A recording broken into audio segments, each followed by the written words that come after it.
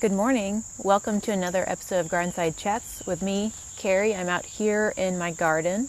And today, just like on other Mondays, we're going to do another rendition of Ask an Urban Farmer.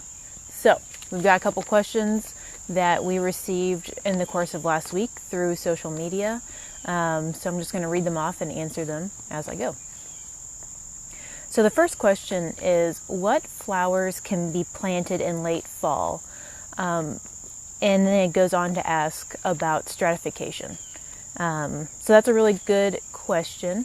In case you don't know, stratification is the process of a seed experiencing cold winter weather and then experiencing the warmer spring dampness.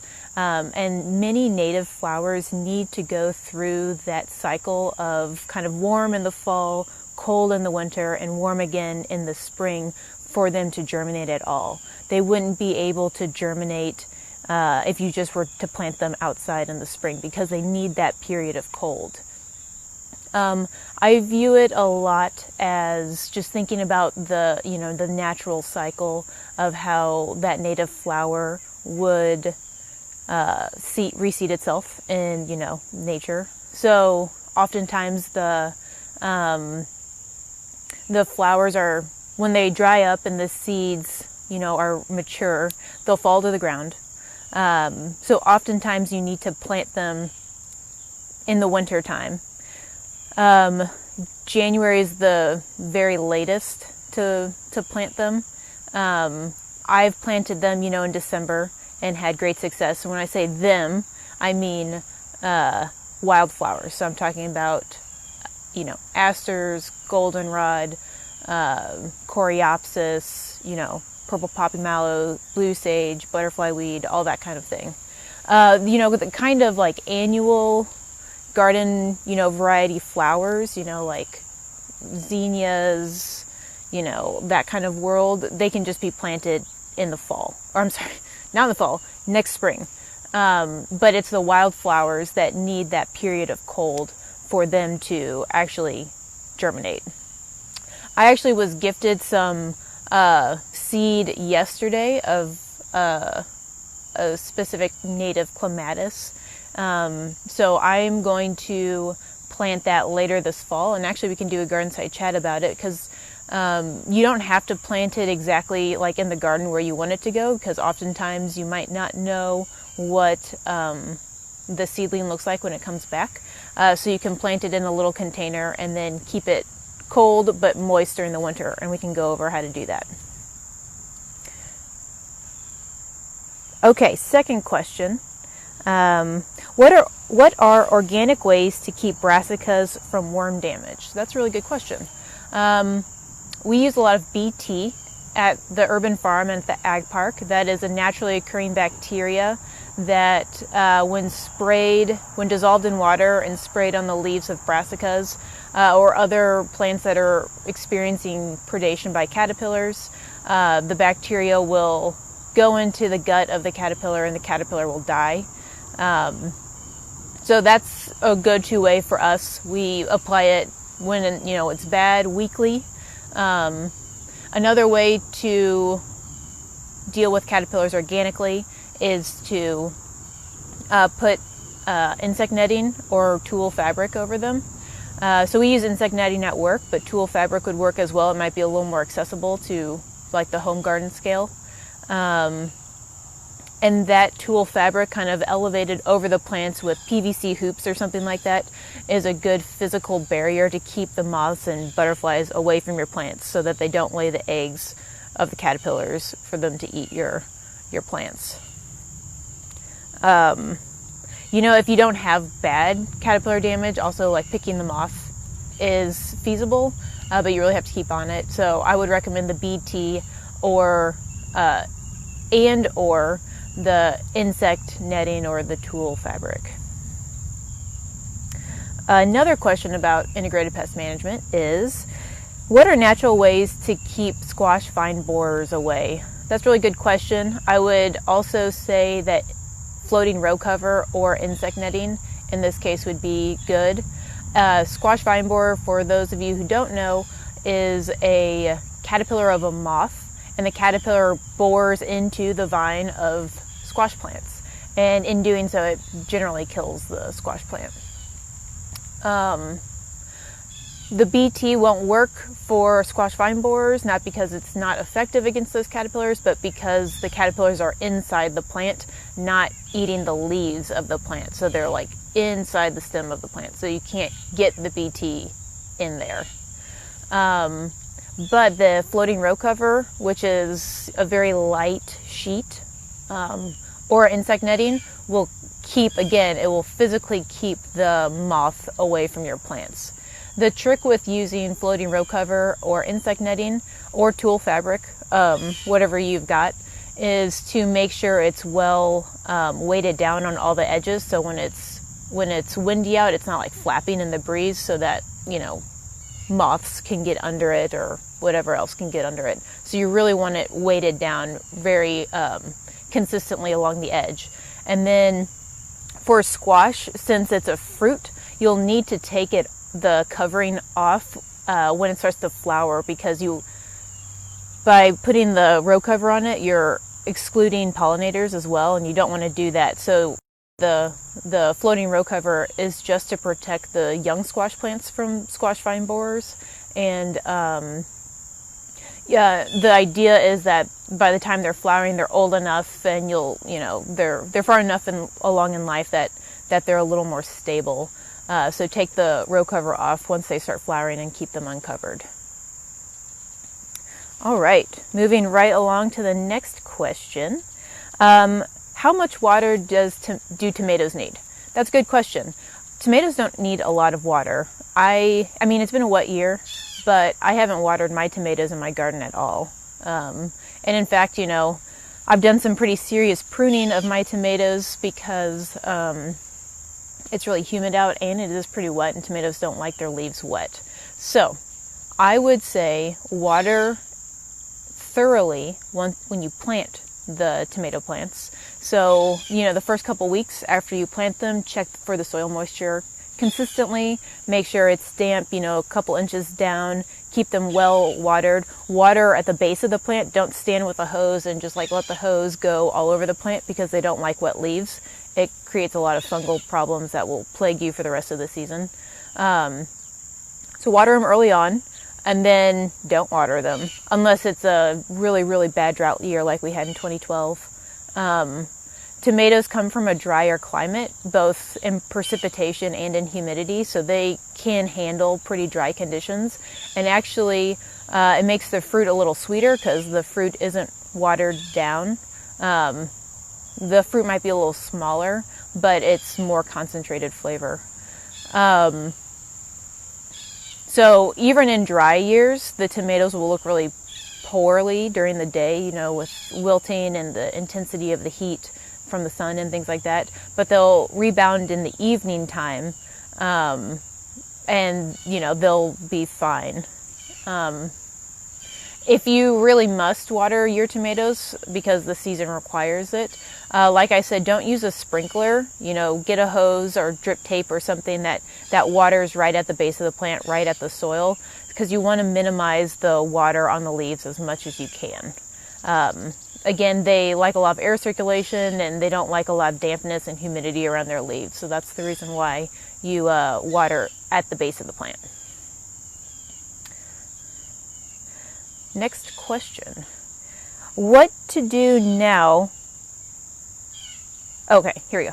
Next question. I want to start my garden in the spring of 2021. What do I do now to get ready for that? That's a great question. I love that question. Actually, there's a lot you can do right now to get your garden started, to have the first garden season be in spring of 2021. So a garden is kind of like, I would use the analogy of like a soup or a stew. The longer it cooks, so to speak, the better it is. So usually when we install a garden for somebody right away, the garden, it's not all the soil, the compost, the fertilizer isn't all kind of melded together. it needs some time to kind of like settle in and mix and wake up the soil, microbiome and get everything kind of like moving. So it does take some time. And the most efficient way to spend that time is over the winter time. So getting it installed or started this fall and letting it kind of like, simmer together, if you will, for, the rest of the winter until you're ready to plant in spring of 2021. So what does that mean?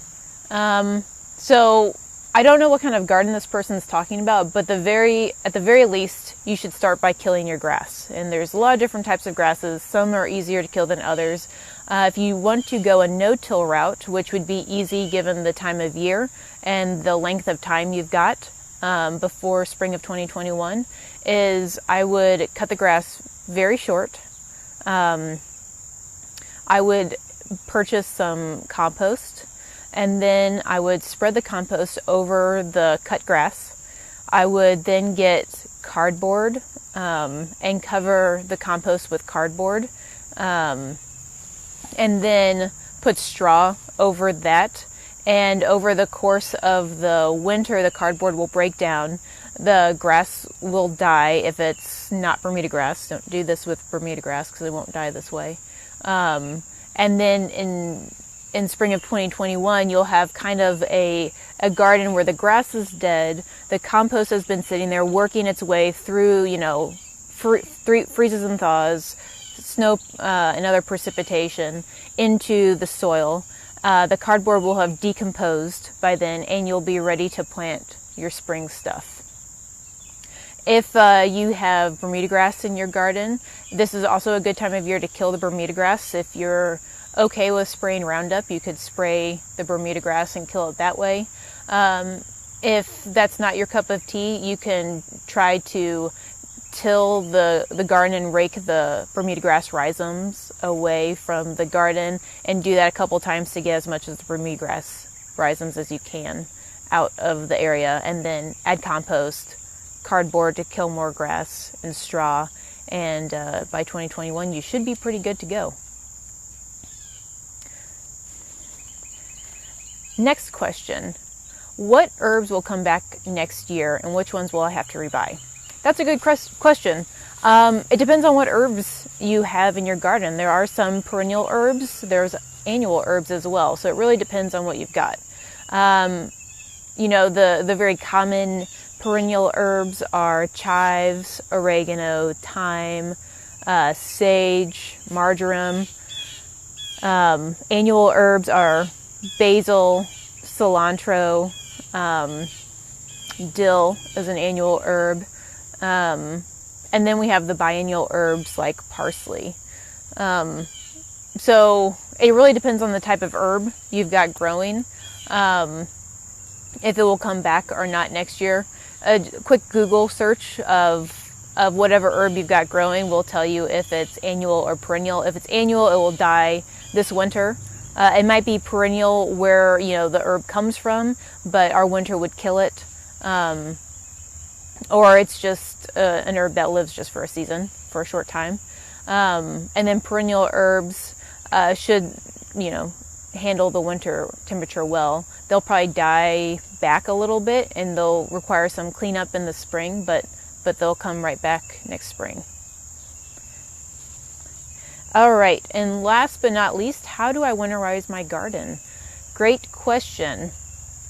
So when your garden kind of starts to slow down for the season after the first frost possibly is kind of like a pretty big date for us.